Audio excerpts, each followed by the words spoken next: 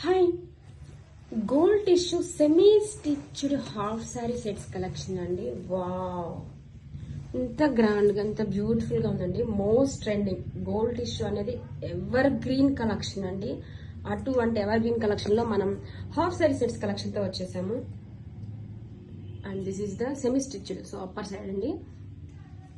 Border వచ్చేసరికి మంచి big border ఇచ్చేసారండి. Flower design తో మంచి బిగ్ బోర్డర్.